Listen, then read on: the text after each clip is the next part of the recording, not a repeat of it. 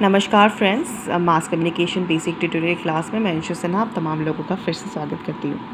और आज जिस टॉपिक के बारे में मैं बात करूँगी उस टॉपिक का नाम है डिफ्यूजन ऑफ इनोवेशन। बहुत इंपॉर्टेंट टॉपिक है, ना सिर्फ कम्युनिकेशन के स्टूडेंट के लिए बल्कि ये टॉपिक मैनेजमेंट और कॉमर्स के स्टूडेंट के लिए भी उतना ही इम्पॉर्टेंट है। और आइए बिना टाइम वेस्ट किए, क्योंकि थोड़ा लेंदी है इसीलिए मैं ज़्यादा टाइम नहीं लूँगी और सीधे आती हूँ मैं डिफ्यूजन ऑफ इनोवेशन के बारे में। तो डिफ्यूजन ऑफ इनोवेशन, जैसा कि नाम ही बता रहा है, किसी इनोवेशन का डिफ्यूजन। इनोवेशन क्या हुआ? इनोवेशन मतलब हुआ कि कोई भी anything which is new. Anything कहने का मतलब है कोई भी न्यू प्रोडक्ट या न्यू आइडिया या न्यू टेक्नोलॉजी या new object, anything which is new, और उसका डिफ्यूजन करना यानी कि उसको स्प्रेड आउट करना is called as diffusion of innovation. यानी कि स्प्रेड आउट मीन्स उस इनोवेशन को जन जन तक पहुंचाना, उस इनोवेशन को हाउस टू हाउस, लाइक उसकी पब्लिसिटी करना या उसको पहुंचाना या लोग उसकी बातें करें, या ऐसा डिफ्यूजन जो लोग अवेयर हो सकें। ठीक है, that is called as the diffusion of innovation, यानी डिफ्यूज़ करना यानी स्प्रेड करना उस इनोवेशन को। फाउंडर है Everett Rogers. Everett Rogers, a professor of communication studies, popularized this theory in his book of innovation in the year 1962. 1962 में उन्होंने सबसे पहले इस टॉपिक को पॉपुलराइज किया था अपनी किताब में, जिसका नाम था diffusion of innovation. Avert Rogers के बारे में मैं बता दूं कि ये एक अमेरिकन कम्युनिकेशन थ्योरिस्ट हैं, और जैसे कि इसमें लिखा भी हुआ है, professor in department of communication and journalism at the university of new Mexico. ठीक है, ये पर्सन जो है ये बहुत इम्पॉर्टेंट है गाइस। अगर आप सीरियसली एग्ज़ाम की तैयारी कर रहे हैं तो इस टॉपिक पे अगर आप देखेंगे प्रीवियस क्वेश्चन पेपर, तो आई थिंक हर साल इन पर्सन के बारे में, कम्युनिकेशन थ्योरिस्ट के बारे में कई सवाल पूछे गए हैं। तो भाई इन भाई साहब को थोड़ा आप अच्छे से पढ़ लीजिए, क्योंकि ये बहुत इंपॉर्टेंट पर्सन है। और क्योंकि अगर मैं इनको थोड़ा इलैबोरेट करने जाती तो वीडियो बहुत लेंदी हो जाता, इसीलिए मैंने यहाँ ही समराइज़ किया है, लेकिन मैंने इसको हाईलाइट किया है। प्लीज़ आप इसको पढ़िए और इनके बारे में थोड़ा प्रीवियस पेपर्स में भी टटोली कि सवाल कैसे कैसे पूछे गए हैं। ठीक है, यानी इन्होंने और कौन कौन से थ्योरीज़ का इजाद किया है, और इन्होंने किस, जैसे कि मैंने बताया कि ये यूनिवर्सिटी ऑफ न्यू मैक्सिको में थे, ये कहाँ से थे, ये पर्सन बहुत इंपॉर्टेंट है। आप प्लीज़ इनको अच्छे से पढ़ लीजिएगा। नेक्स्ट हम आते हैं innovation. Diffusion of innovation seeks to explain how, why and at what rate new ideas and technology spread. यानी कि किस स्पीड में कोई भी, किस रेट में, किस स्पीड में, किस तरीके से एक न्यू आइडिया और टेक्नोलॉजी स्प्रेड होता है, ये डिफ्यूजन ऑफ इनोवेशन हमें बताता है। आगे है, Rogers proposes that 4 main elements influences the spread of a new ideas. 4 element होते हैं इंपॉर्टेंट एलिमेंट, जो कि ये 4 फैक्टर्स बोलिए या 4 एलिमेंट्स बोलिए, ये इन्फ्लुएंस करते हैं किसी एक न्यू आइडिया को स्प्रेड होने में। ठीक है, वो कौन कौन से 4 फैक्टर्स हैं या एलिमेंट्स हैं मैं बताती हूँ। पहला है इनोवेशन, दूसरा कम्युनिकेशन चैनल, तीसरा टाइम, और चौथा है सोशल सिस्टम।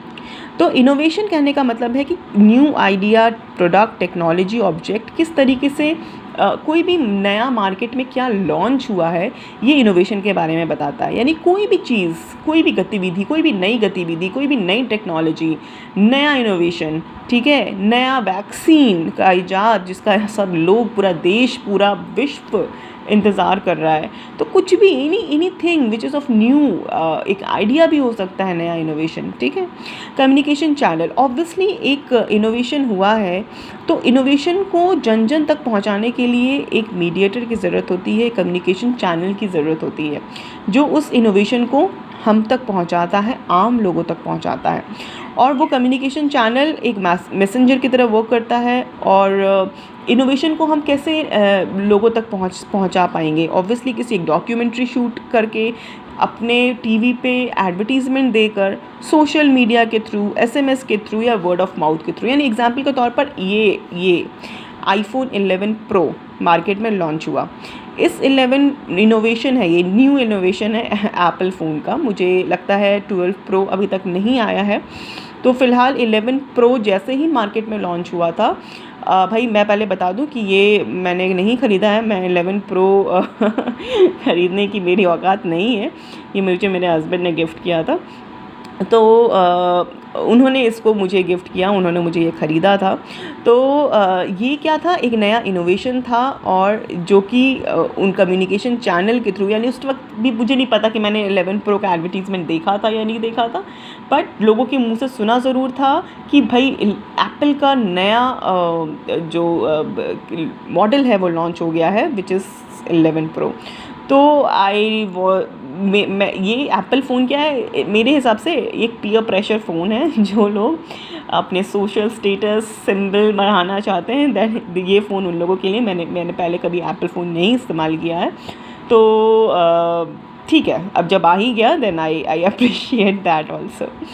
तो कम्युनिकेशन चैनल कहने का मतलब ये है कि works as a messenger documentary, यानी कि इस अगर ये फ़ोन लॉन्च हुआ है तो मुझे कैसे पता चला, कोई डॉक्यूमेंट्री शूट हुई हो, कोई एडवर्टीज़मेंट आया हो, या सोशल मीडिया। आई थिंक मैंने सोशल मीडिया के थ्रू इस फ़ोन के बारे में ज़्यादातर लोगों को बात करते हुए, डिस्कस करते हुए मैंने पढ़ा है। आगे बात करते हैं टाइम, यानी कि कोई भी नया इनोवेशन कितने टाइम के बाद हम तक पहुंचता है। अब ये भाई 11 प्रो लॉन्च हो गया, अब 12 प्रो आने वाला है, लेकिन अभी भी लोग उसके बहुत पुराने वाले ही चीज़ें ख़रीद रहे हैं, यानी पुराने मॉडल्स ही ख़रीद रहे हैं। तो ये टाइम है, यानी कि लोग अडॉप्ट कितने टाइम में कर रहे हैं एक नए आए हुए प्रोडक्ट को, ये बहुत इंपॉर्टेंट फैक्टर है। अगर आप तुरंत 11 प्रो आए, अब तुरंत 12 प्रो आने वाला है, तो ऐसे कौन से लोग होते हैं जो तुरंत जाकर, आई थिंक बहुत कम परसेंट ही लोग होते हैं जो एलिट क्लास के लोग हैं कह सकते हैं, जो तुरंत मार्केट में लॉन्च हुआ और वो तुरंत उस चीज़ों को परचेज़ कर पाएँ। तो कितने टाइम के बाद हमें वो चीज़ को, वो नए प्रोडक्ट को ख़रीद रहे हैं, ये भी इम्पॉर्टेंट फैक्टर है। और फिर है सोशल सिस्टम, यानी कि एक इंस्टीट्यूशन होता है, एक सोशल सिस्टम, एक इंटर रिलेटेड वर्क होता है, नेटवर्क होता है, जहाँ पर एक कॉमन एक प्रॉब्लम को एक प्रॉब्लम को सॉल्व किया जाता है एक इंस्टीट्यूशन के थ्रू, एक रिलीजन ऑफ, यानी ग्रुप ऑफ इंस्टीट्यूशन के थ्रू। तो ये है सोशल सिस्टम, यानी कि पूरी सोसाइटी का एक पूरा पैनल कह सकते हैं।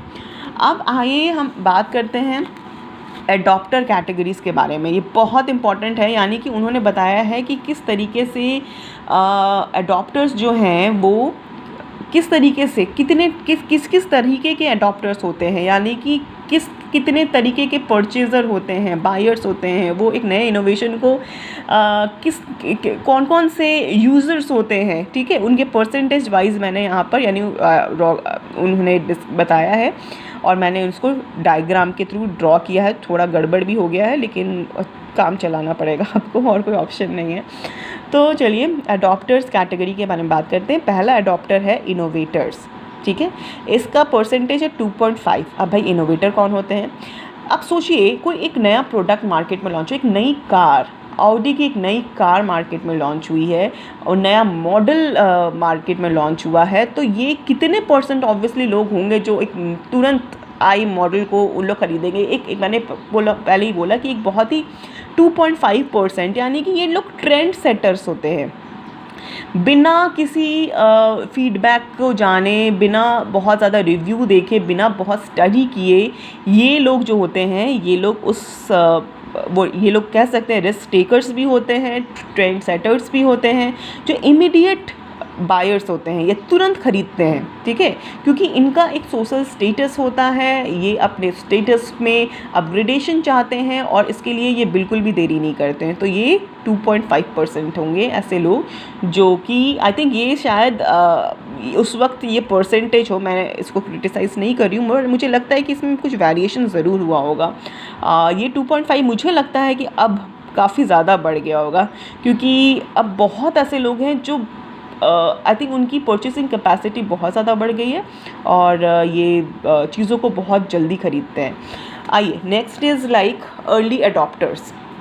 अर्ली एडॉप्टर्स होते हैं जो कि 13.5% हैं और they already know much about the new product, यानी कि ये कह सकते हैं ये ऑलरेडी उन बहुत सारे प्रोडक्ट्स को, जैसे कि एप्पल का फ़ोन है, अगर 12 प्रो लॉन्च होगा तो 11 प्रो वो इस्तेमाल करे, यानी कि वो ऑलरेडी उन प्रोडक्ट्स को इस्तेमाल करे। अगर मैं बात करूँ वर्ना कार का अगर नया मॉडल लॉन्च हुआ है तो वो पुराने मॉडल को इस्तेमाल करे और वो वेट कर रहे हैं कि उसका नया मॉडल आए। तो ये अर्ली अडॉप्टर्स हैं जो कि थोड़ा बहुत उस चीज़ को इस्तेमाल किए हुए हैं और उसके बाद फिर वो नए अपग्रेडेशन के तरफ आगे बढ़ते हैं। तो ऐसे लोग हैं 13.5%।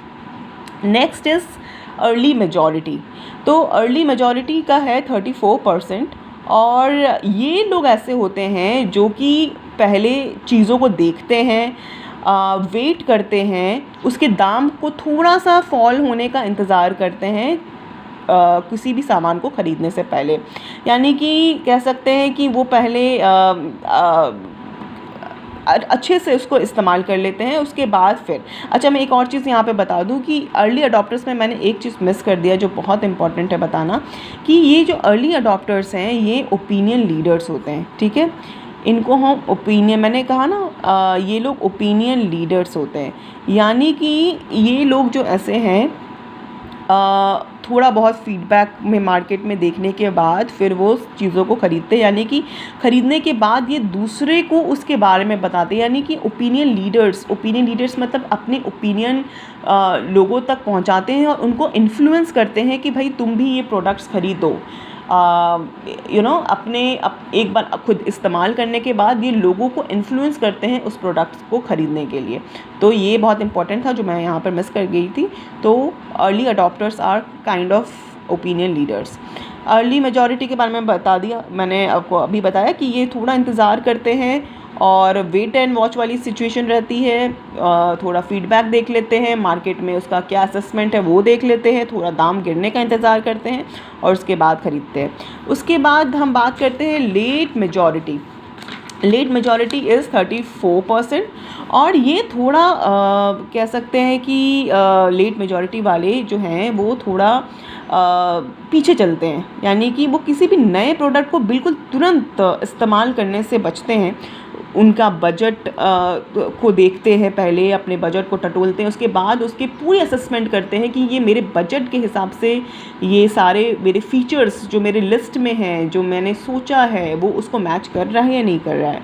तो lags behind and will only buy the product after many other have bought it. यानी कि पहले बहुत सारे लोगों ने इसको ख़रीद लिया, ख़रीदने के बाद उन्होंने अपना रिव्यू दिया, उसके बाद जब उनको लगता है कि भैया सारे लोगों ने ख़रीद लिया है और एक मैं ही बचा हूँ, तब जाकर ये लोग ख़रीदते हैं। जैसे कि आई थिंक मैं लेट मेजॉरिटी में फॉल करती हूँ, क्योंकि आई थिंक मेरे मैक्सिमम फ्रेंड्स, रिलेटिव्स, इवन बच्चे आईफोन इस्तेमाल कर चुके हैं, लेकिन मैं अभी इस लिस्ट में आने वाली पहली पर्सन हूँ जिन्होंने काफ़ी टाइम के बाद आईफोन का इस्तेमाल किया है। तो लेट मेजॉरिटी यही है कि पहले लोग इस्तेमाल करते हैं, मतलब उसके बाद काफ़ी टाइम के बाद काफ़ी टाइम के बाद फिर उसको ये करते हैं, क्योंकि तब उनको लगता है कि नहीं, अगर वो नहीं ख़रीदेंगे तो वो बहुत पीछे चले जाएंगे, उनको लोग बाइकआउट कर देंगे, उनको लोग अपने सोसाइटी से निकाल देंगे।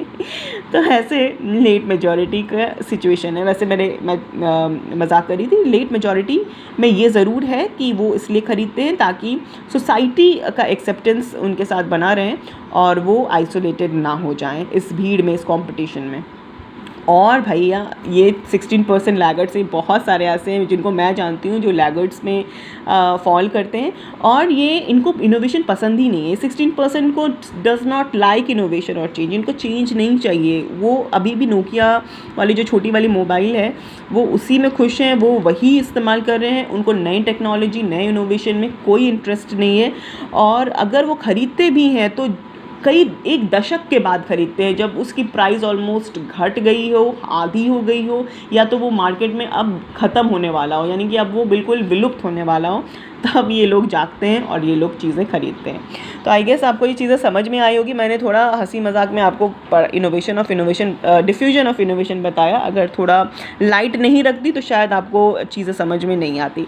तो गाइज़ ये था डिफ्यूजन ऑफ इनोवेशन। अगर इस टॉपिक से रिलेटेड कोई भी आपके पास कोई डाउट है तो प्लीज़ आप मुझे कमेंट बॉक्स में ज़रूर बताएं, और अगर अच्छा लगा हो तो ऑब्वियसली लाइक करें, शेयर करें, सब्सक्राइब करें, और मेरे इनोवेशन को डिफ्यूज़ करने में हेल्प करें। Thank you so much guys, meet you in the next class, bye bye.